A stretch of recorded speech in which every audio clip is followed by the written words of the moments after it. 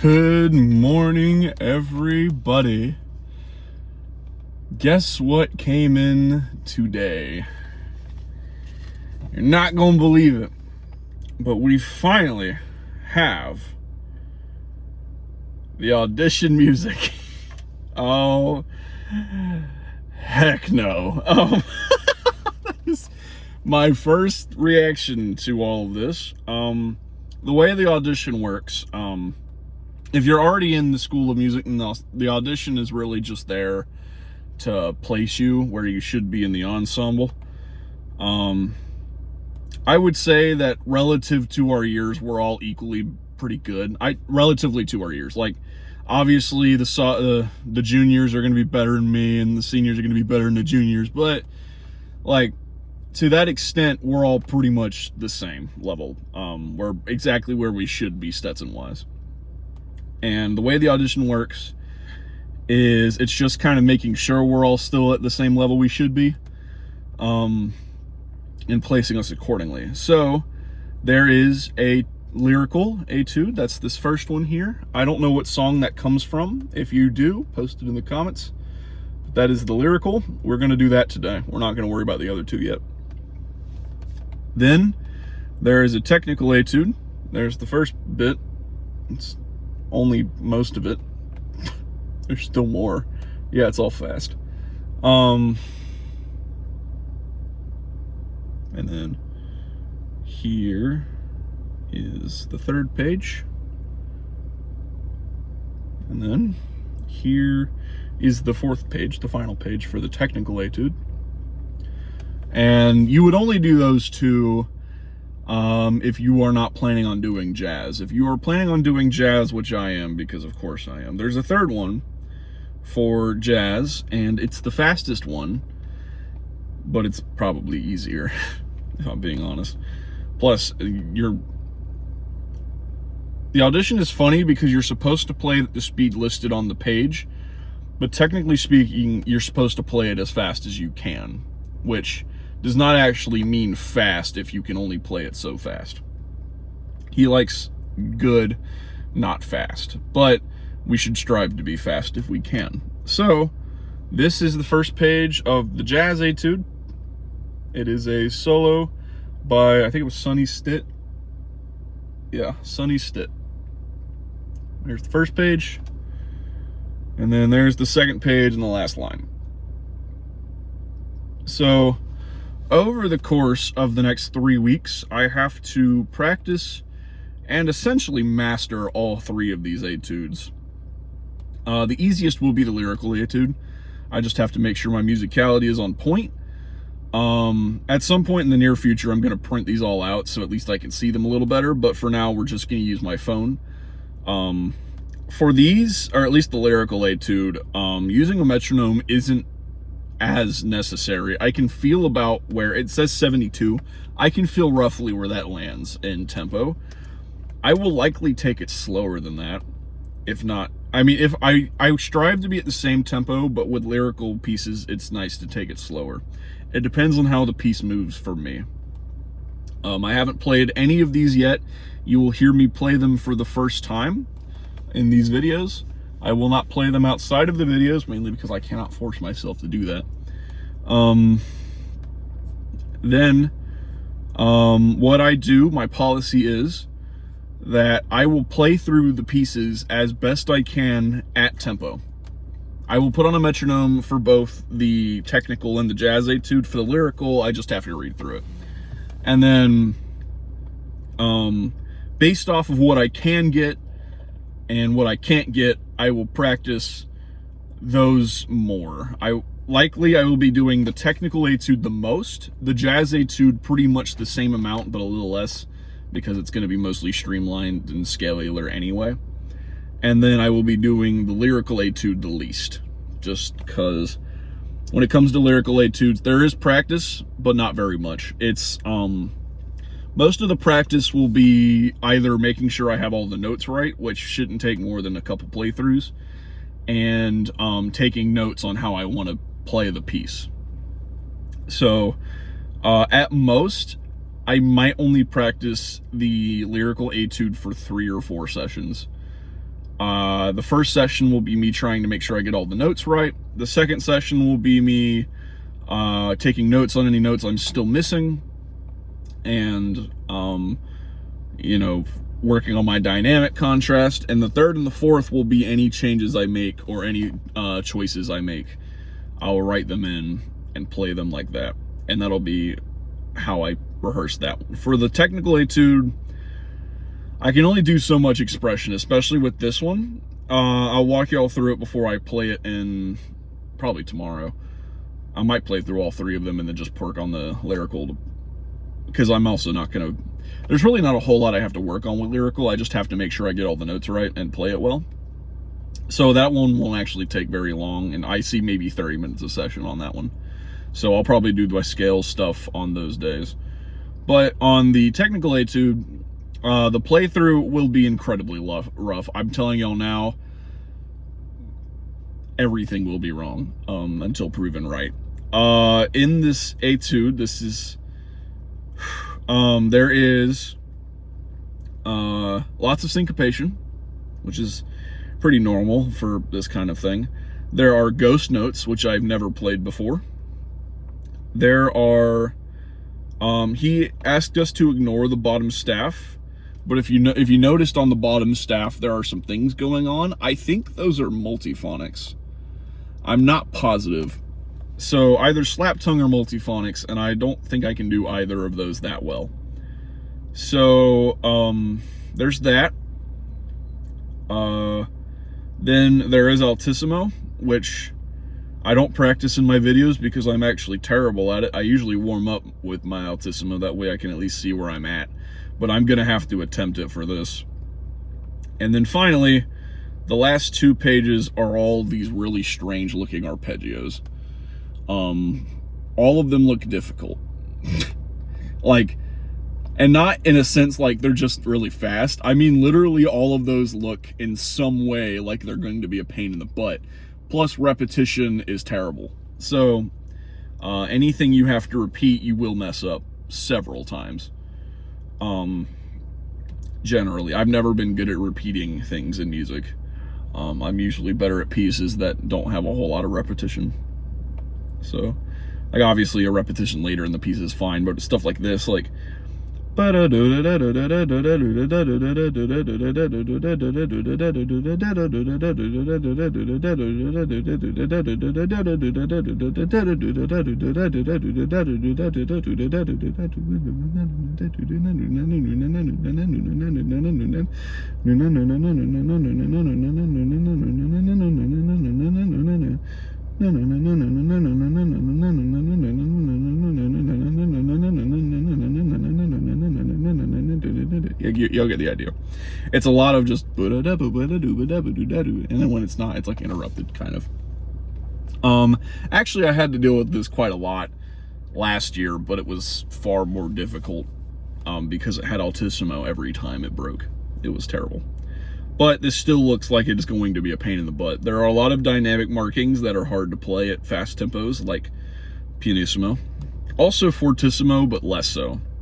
And then there's like a sudden jump in a lot of places.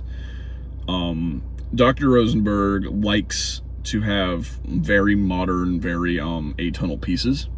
So I would not be surprised if this doesn't make a lick of sense out of context. Yeah. So,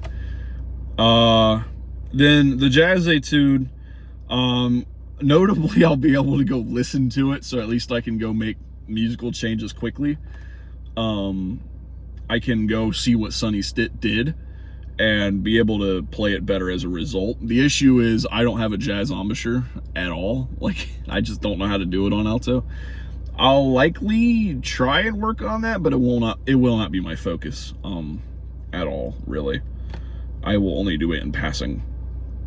Also a ghost note or two in here, but I think I could be forgiven in not playing those if I absolutely had to skip them. And not skip them in the sense that I just wouldn't play them at all. I'd probably just play it as a regular note. I don't actually know how to do ghost notes, especially in passing like this.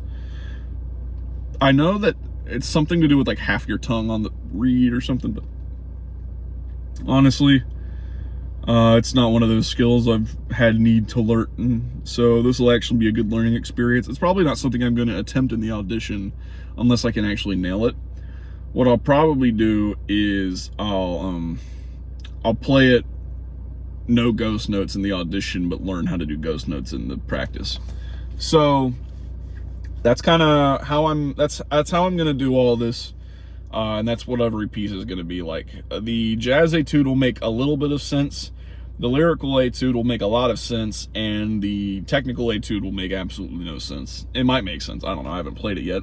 It doesn't look particularly atonal, it just looks difficult, and that's almost worse.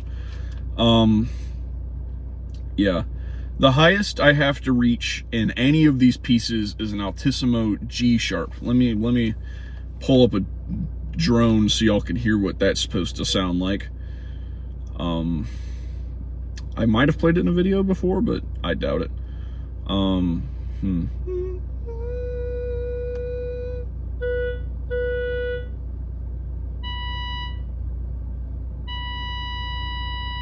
That high. Yeah. Not fun. So yeah, that's kind of what I'm working with here. Thankfully, it does not look like I go very low at all, so I don't think any of these have like really low notes in them. The lyrical etude is a C sharp in it. That's not too bad. And then the jazz etude doesn't seem to have any low notes in it. A D here and there. Nothing I can't handle. Really, low notes aren't a problem for me that much. I just have to make sure I voice them right. But there aren't many in here, so it's not too bad. Yeah. So the way this is gonna work is I'm gonna play through the piece, no stopping, no nothing. I'm just gonna fumble through it, and then I'm gonna work on it slowly. For the rest of the session, probably. These first 3 sessions where I'm reading through the pieces, I'm only going to do the pieces. After that, I'm going to do one exercise from the scale series and then start it. So it'll give me a good warm-up opportunity, and I won't have to skimp on the scale series very much. I'm going to have to regardless, but it'll be less so. So now the real challenge is seeing if I can actually read this from a distance, because I have nowhere to put this. Let's see, where am I going to put this? On my leg? Will that work? Let's see. Actually, you know, it might be better if I prop it up against the iPad in a place y'all can't see. Haha, that does work. That way I'm actually like looking at you when I play. So yeah, I have it propped up against the my right side, your left, of the iPad. You won't be able to see it because the camera is here and it's down there. But yeah. So the first piece is when you're sight reading a piece, I've gone into this before, but I actually have a reason to talk about it now. When you're sight reading a piece, there's 3 things you need to look for: key signature, time signature, and you need to check for weird rhythms. There do not appear to be any weird rhythms in here. These all look pretty normal. No real crazy syncopation. Like a sprinkling of it here and there, but you know, just enough to make it interesting. There are some grace notes. Do look out for articulation, but it's not one of the first things you should look for. You should just look for rhythms, and then key signature, time signature. So the reason you look for those 3 things first is those will get you the farthest along when sight reading a piece. If you could at least get the rhythms right and know what key signature you're in, when you come across an accidental, it's not going to look weird to you, as weird anyway. After you've looked at those 3 things, look for accidentals, look for any ornaments, which are grace notes, trills, stuff like that. You'll figure it out. And look for sudden high notes, because they're going to surprise you. There are some E's, there are some F's. No altissimo, thankfully, but a lot of high notes. Yeah, if you're curious, I'm in my key of F, so concert A flat. And it looks like I'm in, it doesn't look like I'm in common time, I just am in common time, which is 4/4, meaning there are 4 beats to a measure. This piece says solo where the music starts, so I'm assuming that this is an actual piece of music, and I could look it up if I knew how to do that. So maybe maybe I can ask one of my friends about this one. I actually haven't heard this one. This does not look familiar in any way. There are a handful of accidentals, some E flats, some F sharps, you know, nothing new. A flat, C sharp, like I mentioned earlier. Actually, one of the funniest challenges for me is going to be remembering that trills don't start on the high note anymore. It starts on the low note. I went through, when we did my lesson in my spring semester, we did the Bach cello suite, the first one. That one, yeah, y'all know the one. And when you're playing Baroque music, fun fact, you actually, so like a normal trill, I'm going to use E to F because that's a really easy one. You would start on the low note, which is E, and go up. So you would go like that. Not in Baroque music, you do the other way. So you go like that. So I'm going to have to remember to do the first one and not the second one. This does not look Baroque to me. So I'm going to say play it as normal. I could play it Baroque, that would be really funny. Though if I played it Baroque, I'd have to add in ornaments of my own, and I don't want to do that for 3 weeks. I'd rather have a lot more time for that. So yeah, nothing too crazy. It looks like pretty normal.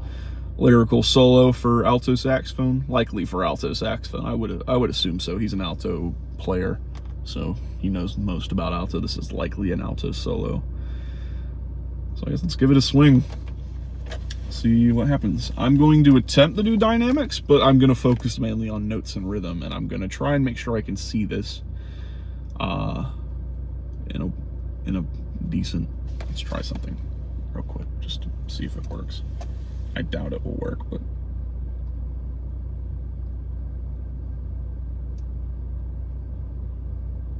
I can almost see that a little better. Yeah, maybe if I do that, I can see that. It's not much better. It's still a little better though. So, and then other things I'm gonna have to make sure I do. In the lyrical etude, it's more important than the other two, but it's vibrato. It's making sure your air is always where it needs to be at the right time. You should be doing both of these things for other etudes as well, but it's especially important when you're doing the lyrical etude, because that's the whole point. It is not meant to be difficult, it is meant to be beautiful. You can have beautiful, difficult music, but this is not that. This looks tonal, which already is a step up from what I was expecting. So, all right, let's do it. So.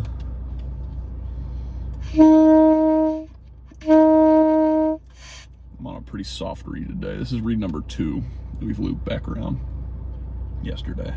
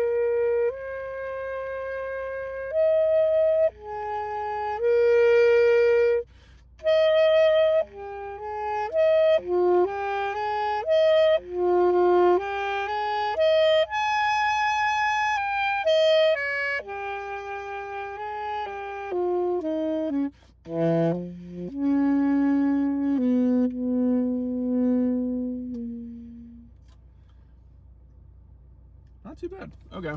So, one little goof, but I feel like I was justified in that goof. Also, that is a B natural. I couldn't really see it that well. So, I'm talking about the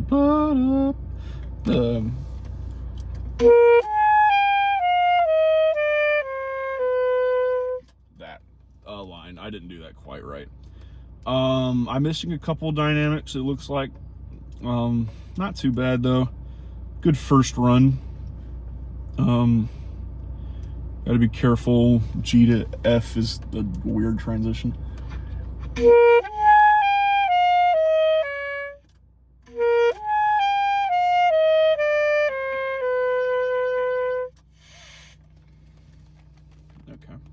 That's not terrible though, I can do that.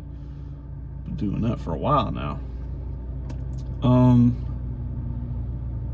Just trying not to be so loud. I want it to be beautiful. I'm kind of I play kind of brash, I'm not gonna lie.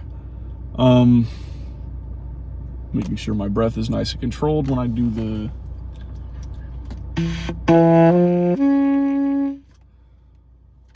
so that's one thing I gotta worry about.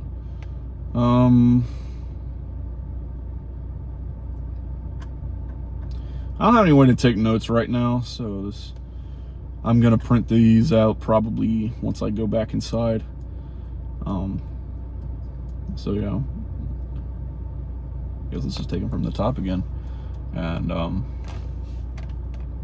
actually, I have a thing I can use. This used to be my practice journal. I don't like calling it my practice journal anymore because I no longer use it for that. Recently I've been transcribing music in it, just once, but you know, still recent enough for me to say it. I used to do practice journaling, and I found that it does work, but it ends up eating up a lot of my time because I like to take very detailed notes. So, yeah. So, I would actually recommend getting a journal when you practice, but if you know you're not going to record very much, and you know you're not going to keep up with it, then I probably wouldn't bother. Try it for a couple days, and if it doesn't work out for you, then move on. Don't worry about it so much. Like, this is what I'm talking about with detailed notes. That was one 1 hour practice. Like, how long did I say? How long did I do that for? 20 minutes. 20 minutes. So, looks like I did this for, I practiced for about 40 minutes. And that's what I got. Like, I'm very detailed when I take notes, so I actually tend not to use this because of that. But it is worth doing if you feel like you can keep up with it. What I am going to do, though, is I am going to start taking notes on this because I have no other way to take notes right now. So, we're going to date it. That way I know what I'm supposed to be looking at. It is, because I can never remember the actual date, the 25th of July, my bad. So July 25th. I guess for all of you who are watching this video 5 years in the future when my channel blows up or something, then it's 2026. So notes for L Etude, lyrical etude. We're gonna play this section by section. The sections will be notated by where the long notes happen, because this piece just kind of flows. So it looks like I'm going to arbitrarily find sections. I might even just do line by line. But there is a measure marking. There are a couple measure markings, it seems. So I'm going to go off of those. And from there, I will arbitrarily do it by sound. So we're gonna do the first 1, 2, 3, 4, 5, 6, 7 leading to 8 measures. So measure 1 will be where I start. Technically in the music it's measure 3, and it looks like it's midway through a piece, so this really isn't even measure 3, but I'm gonna call measure 1 where I start playing. So 1 through 2, 3, 4, 5, 6, 7. And then I will take notes as necessary. Set this to the side. Yeah, like I said, this is worth doing if you only have electronic music, because I find it quite difficult to write on electronic music. I do have styluses, but even then, it's a pain in the butt. My handwriting gets worse, and it's already bad. So, yeah.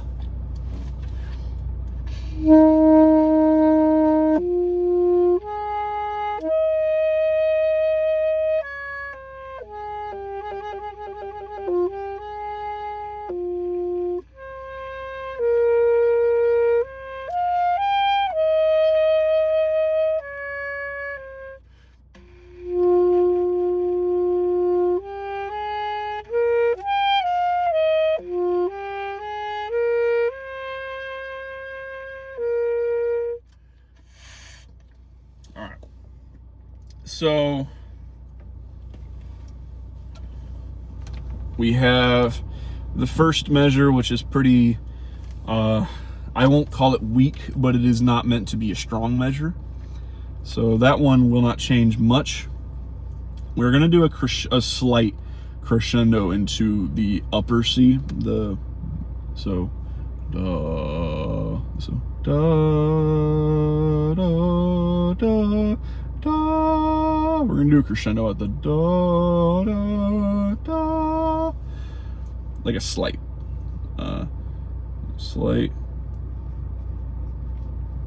crescendo.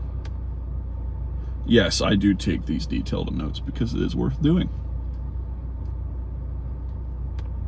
B, 3, 4 of and 1 into C. We're gonna call it C5 because that helps me know what note I'm looking at. The way you, actually that would be a C6 technically, but actually I might as well go and teach that too, because why not? I'll use a different sheet of paper for this. But let me draw a quick staff, because I'm actually not terrible at drawing staffs. We're going to do a grand staff because that's what makes the most sense in this case. All right, so that is a grand staff. That is your treble clef and your bass clef, except there's one little detail that most pianists would have cringed at if I actually gave this to them. And that is that these are not spread apart at all. They're supposed to be spread quite a bit so you can insert notes in the middle there. But we're going to use this as our little theory lesson for now. So in starting at the bottom, this is called the bass clef. This is what most, if not all, lower pitch instruments use, and this is where they all sound. This is your bass clarinet, your bari sax, tuba, trombone, euphonium, even in some cases French horn, bassoon. This is where they all lay. Double bass, bass, cello, contrabass, all of them down here. So even percussion like timpani and I think marimba goes down there as well. So this is all your low notes. This is your for you pianists, this is your left hand notes. So the way you can read bass clef, I'm going to try and do this, is that where these two dots line up, this is F. Look at that. I did that. That is F. And if you were writing it in a way where you had no way to make a staff, this would be called F3. This is F3. The reason it's F3 is because the lowest perceivable F is all the way down here. It's not really this far. It might actually, I don't know. There's an F0. And from this lowest perceivable F, you can count up 1, 2, 3. And this is where F3 it lands on the staff. That is the sound a concert F3 makes when you play an F3. So, likewise, this up here is the treble clef. This is where all your high notes, your high instruments are: flute, oboe, clarinet, alto, tenor saxophone, soprano saxophone, trumpet, mostly French horn. Viola plays up here, but they read in a middle clef called alto clef. We won't go into that quite yet. I might do that in a later video, but not right now. But most of your high-pitch instruments play up here. This is the right hand on the piano. So the way to read treble clef is that there's this little circle area here, the circle that's created by the weird and symbol looking thing. That line that it intersects with, if I can draw it, come on, is going to be called, I didn't do that very well. That is called G. And in this case, it is G4 for exactly the same reason F3 was F3. So, these are kind of weird notes to read and base everything else off of. So what we decided is that we would have a standard note that we would kind of count off of for most instruments. In fact, it's so convenient that it is right smack dab in the middle of the piano, and it is actually exactly in between these two notes here. And that is, I'm not even going to bother doing this for the camera, but that note is a C. And in bass clef, it would be one, this is called a ledger line, one ledger line above the staff. And in treble clef, it would be one ledger line below the staff. And this is the same note. And this is C4. This is C4. The reason we like C4 so much is that almost every instrument can actually play a C4, which is not really why. But the reason we like C4 is because every clef can know what this note is just by looking at it. We don't have to count ledger lines, there's only one. And better yet, that alto clef I mentioned a second ago, I'm going to now blow your mind as I attempt to draw an alto clef from memory. Because I suck at it. But it's like, if I recall, it looks like something like that. And that middle line is actually C4. That's where viola is, by the way. Some bassoon, some French horn, but viola is the one that reads in alto clef. This middle line here, I'm trying to point at it, is C4.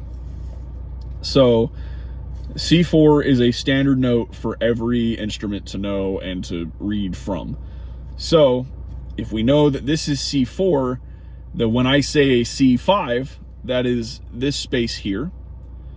And then if I want to find a C6, I would go up until I hit another C. So C, D, E, F, G, ledger line A, above the ledger line B, and then you would have two. This is one of the garbage pencils I have.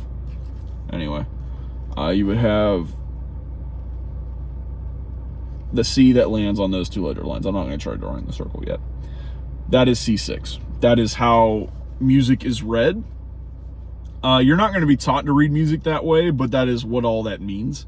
If you ever see, like on a tuning app or on a piano app or something, when it says C4, that's not an arbitrary number. It's because C4 is literally in the middle of most ranges combined. So maybe piccolo can't play a C4, and maybe tuba, unless they're really good, can't play a C4. But for the most part, every instrument can play a C4.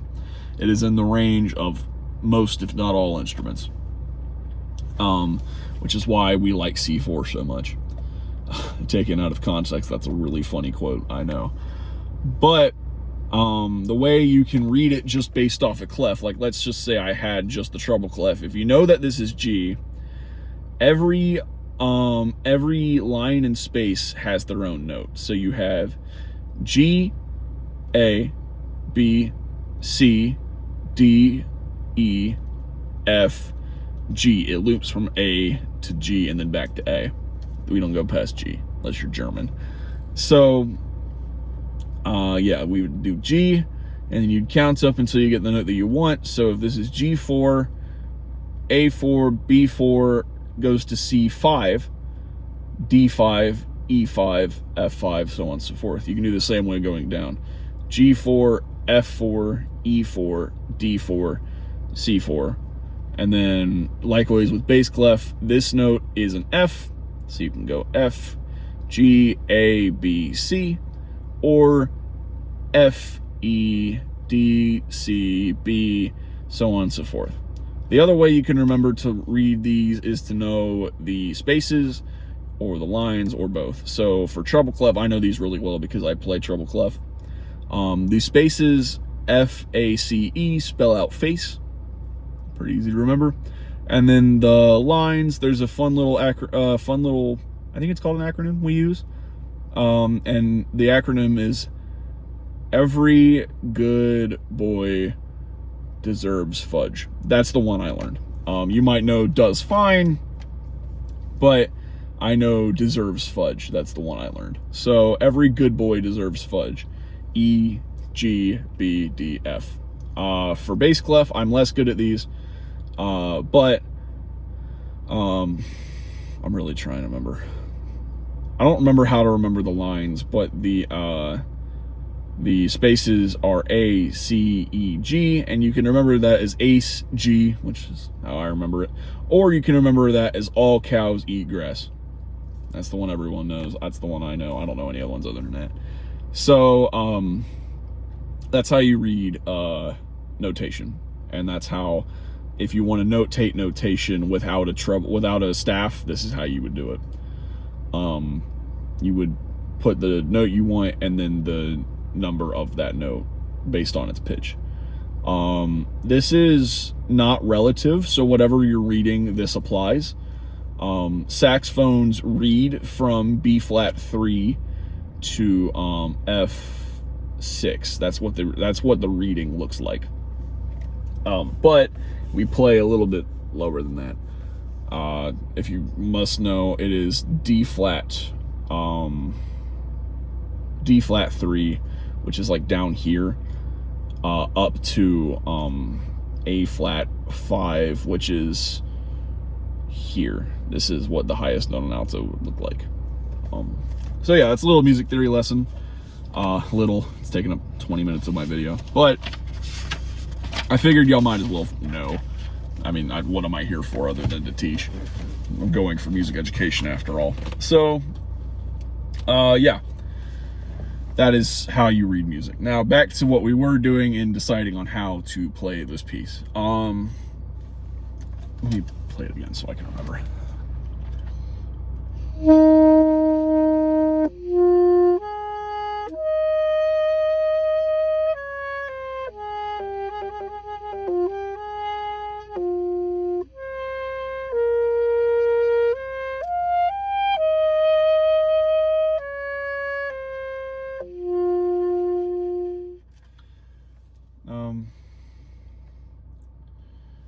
So, also another thing you need to know, this isn't anything to do with what we just talked about. When you're playing lyrical pieces like this, it's good to do things on the long notes.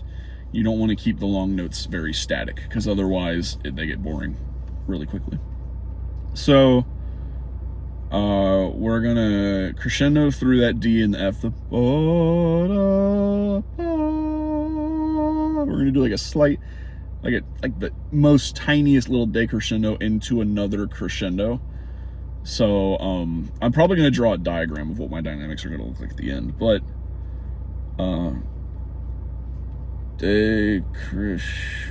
I abbreviate things when I write, that way I know what I'm talking about. Makes no sense.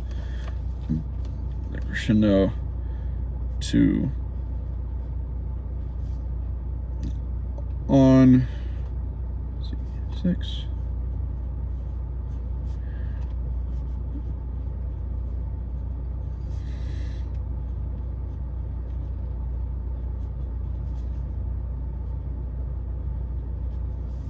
Then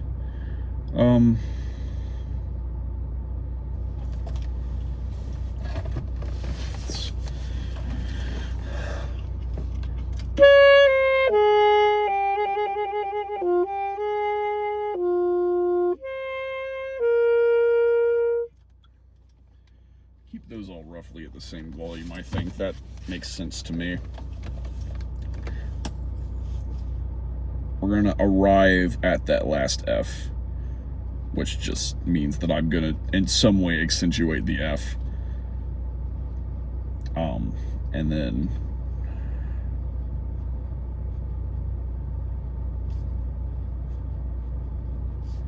it just means that I'm gonna like make it kind of an arrival point, because it is the tonic note of the key, the F.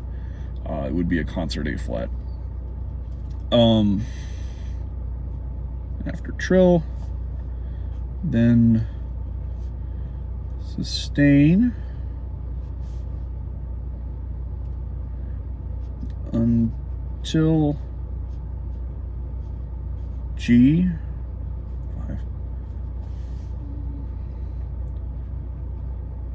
Crescendo through G5. We're gonna play a little longer just to see what that sounds like. Make sure I got it all right.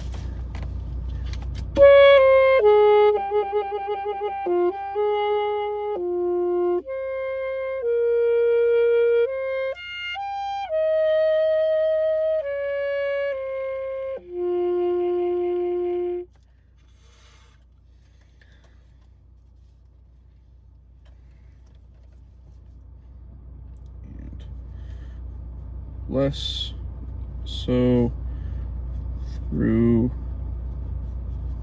following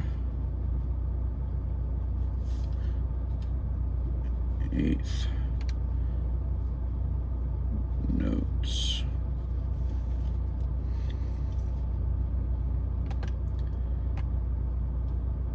Arrive at C6.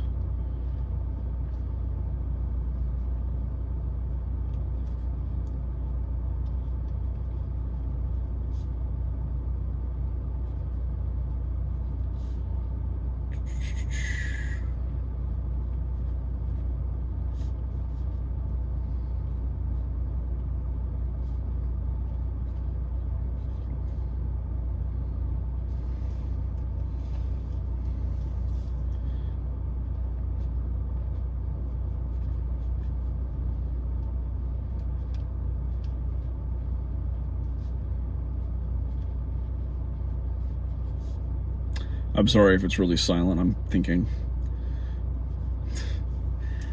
This is probably the most quiet part of my practice, is the first one, because this is where I have to do most of my decision making. That way I can actually have something to practice.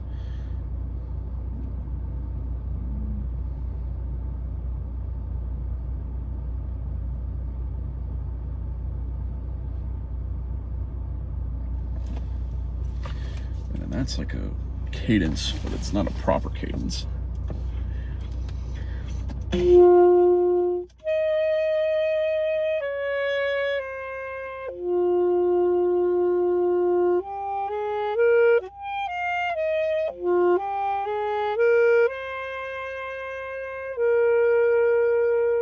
Yeah, I like that. We're also going to do a little, it's called a ritardando. It just means to slow down. Like a slight one.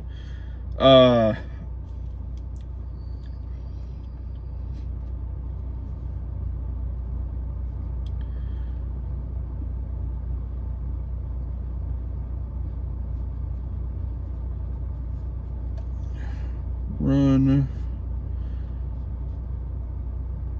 and rit beat 3. All right.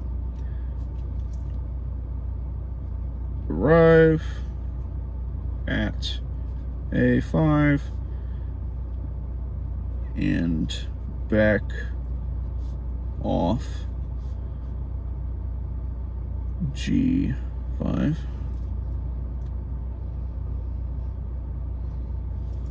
How am I going to do that? That's a fun little thing there. Oh, all right.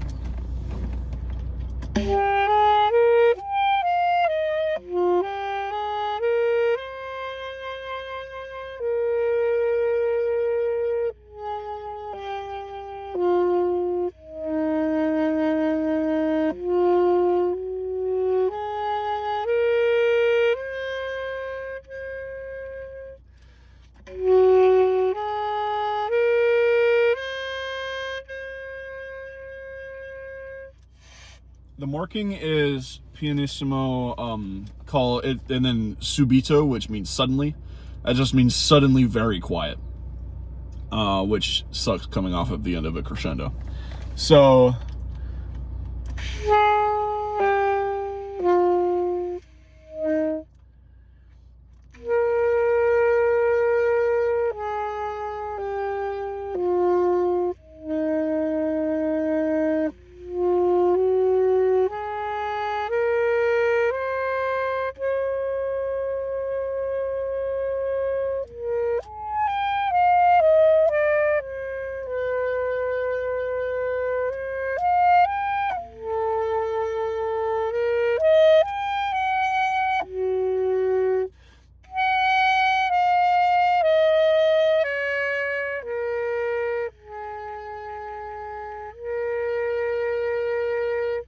okay.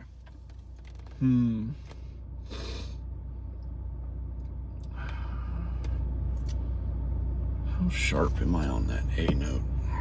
Because otherwise I don't know if I want to do this.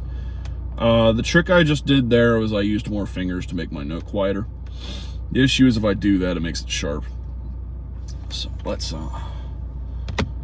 tune that note just to be sure. Whew, look at that.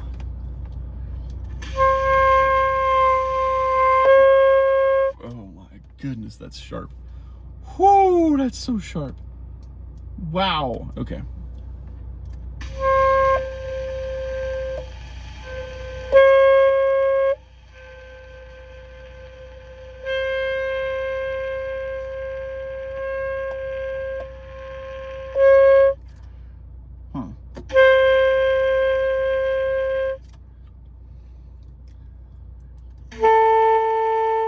Well, that's why I'm 20 cents sharp. Duh. All right, hang on. All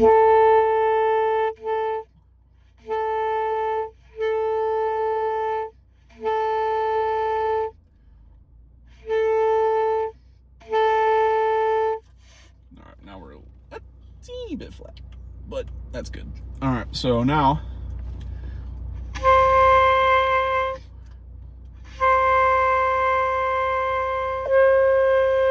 That's way too short. We're just gonna have to limp it down and not do that. So no alternate fingering there. And then so how are we gonna do that?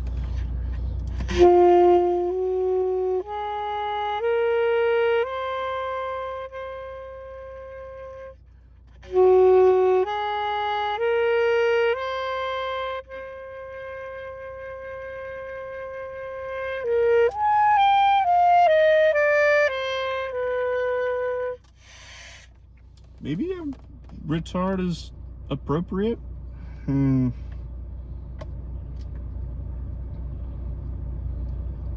Actually, I think I should blow through there. Let's see.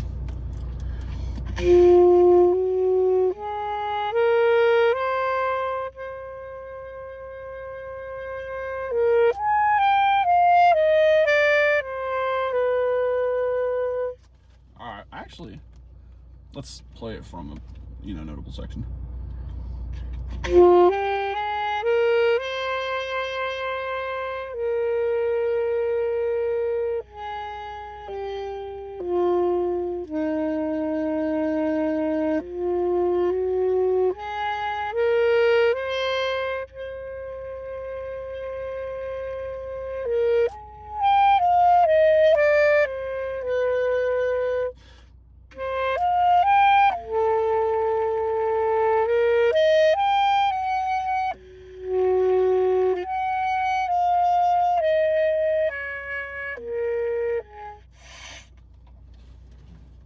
kind of like that, but I don't think he will. Maybe not as much. Slight, what is that called? Shell Rondo. So back off after G5. Tiny accents.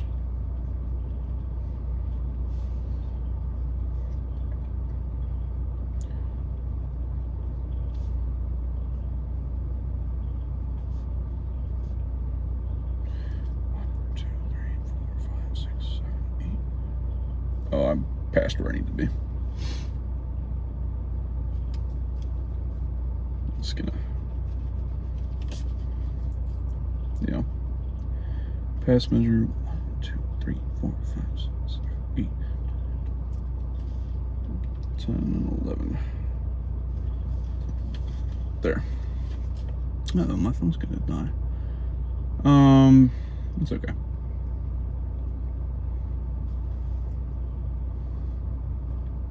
Chill. Just lightly. All this will be written on the paper once I print it. I'm not sure what to do with this Subito Pianissimo, because it wants it to be quiet there.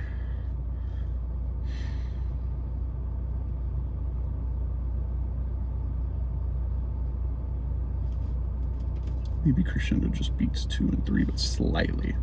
Or you just leave it there.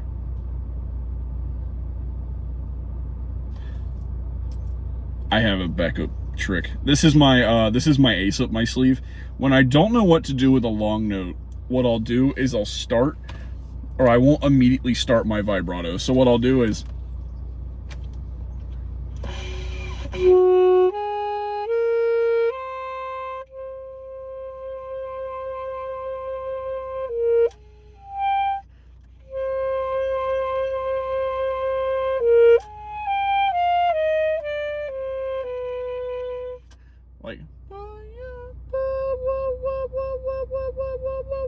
like that.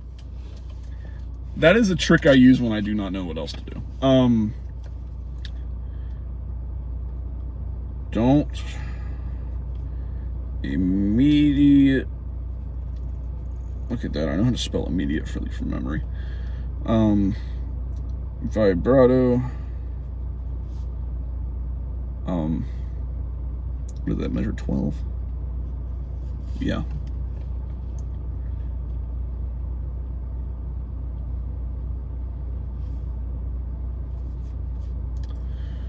We're gonna do Rit, beat 4, measure 13.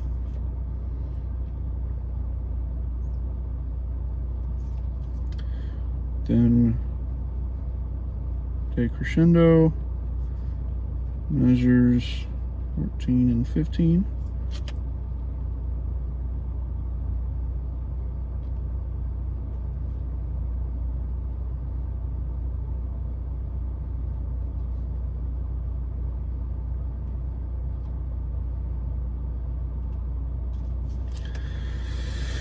Okay, and then from there, so that's gonna sound like.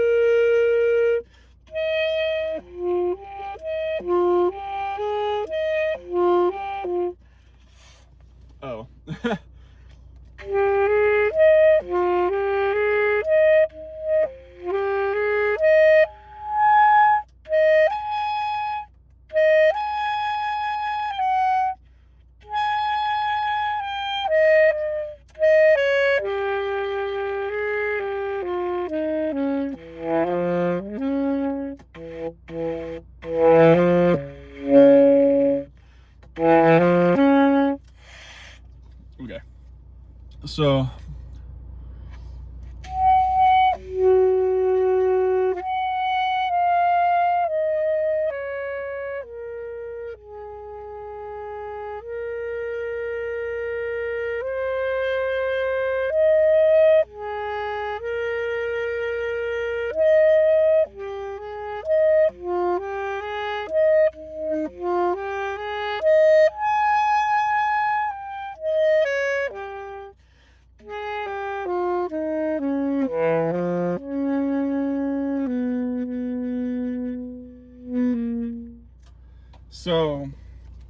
okay, I think I know what I want to do. So, pretty much we want to be at a pianissimo for that high E flat, which is measure 16.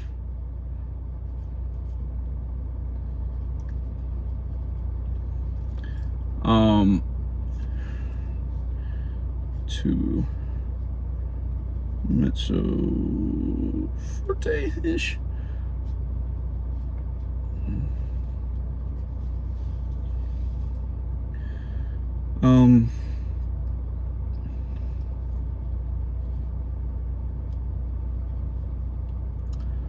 Measure 18.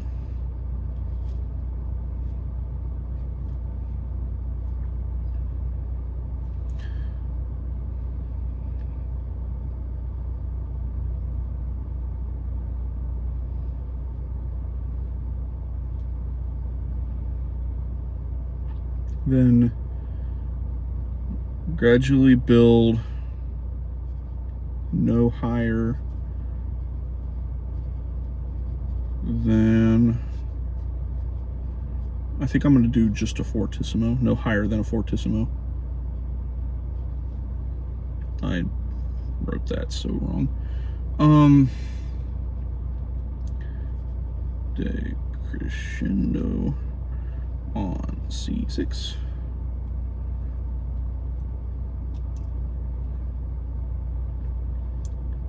Change forte to fortissimo. Measure, I don't know, 30, what? Okay. 2, 3, 4, 5, 6, 7, 8, 9, 10, 11, 12, 13, 14, 15, 16, 17, 18, 19, 20, 21, 22. Measure 22.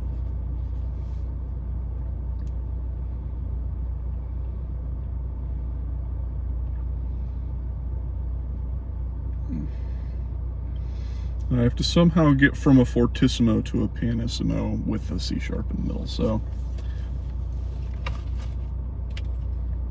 let's figure out how to do that.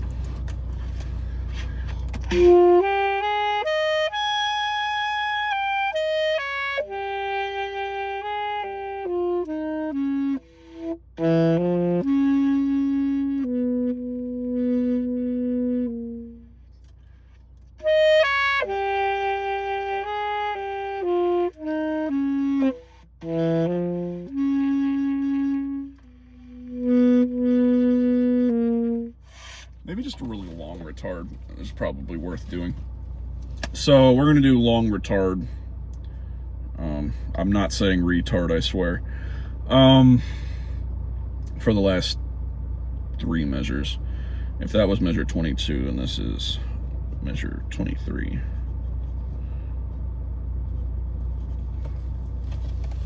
So let's put that into practice. By the way, this is what all of that note taking now looks like. I did that in 30 minutes. That is 30 minutes of notes. That's what it looks like. That is how it is. So I'm gonna try and remember everything I just said.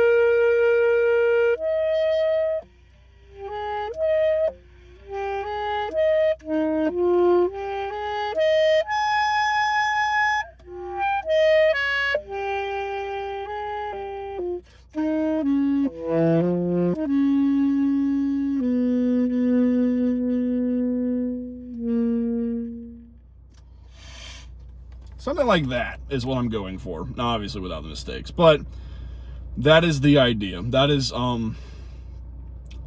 my idea for how this should sound without knowing the context or without knowing how it is actually supposed to sound. I went off the dynamics listed on the page and wrote from there. That is how you're kind of supposed to interpret music. This is all, I will say, relatively new to me as well. I was honestly a little bit known for doing everything right except dynamic contrast. So the fact that I can't even think about it now is a good thing. I've never been real good at stuff like this, but it appears that I at least have an attention to detail. I can go into more of this next time we do this piece, but I think for now, that's where I'm going to call it. It has been an hour. I did 2 long talking sessions and 2 decent times of playing. And with something like that, practice isn't as necessary as long as I can get all the right notes, which I didn't, but we've got a few more days. So I will see y'all tomorrow. I will walk you through how I practice a technical etude, and that's going to be a nightmare, but we're going to try it. I will have the music printed out tomorrow. I don't know how I'm going to be able to stand it up in my car, but that's for tomorrow me to figure out. Thank y'all for joining me. I did post my GoFundMe yesterday. If y'all saw my last video, which data suggests you have not, I am a little bit struggling. So I would like it if y'all donated money to help me go to college. I don't really care how much. It's kind of a desperate thing, but I'm not desperate yet. So if you feel led to donate, go right ahead. I will not guarantee you that money will go to college. If there is absolutely no way on earth I could pay for college, even with that stuff, I will likely just put it into saxophone upgrades, or I'm thinking about getting a laptop. That way at least I have something to store all the rest of my data, including my emulators on. So yeah, I'm going to go ahead and say that now, that money is not necessarily guaranteed to go to college. I want it to, that way I can continue going to college. But if somehow everything goes wrong and I don't manage to get a single scholarship and I don't manage to get enough money to pay, then even with that money, then that money will just go to self-improvement, and maybe even living out of somewhere like an apartment. So that is, that's how I want that money to go. I want it to go to college, but if I can't pay for college and there's no reason for me to give that money to the school, I can pay it off later anyway. So it will hurt, but I can. So it's just not going to be recommended. But that is all for today. Thank y'all for joining me on this journey. I will not be doing the scale series for a couple of days, just because yeah, this is, if you thought this was a bit much, wait for tomorrow. You're gonna find out real quick that no matter how many notes I take on a lyrical piece, I have to make the choice at the end of the day. There's nothing I can do with a technical piece until I have the notes down. And 3 weeks is maybe plenty of time, but likely not enough time. So I will go now. Thank y'all. I will see you tomorrow for the technical etude.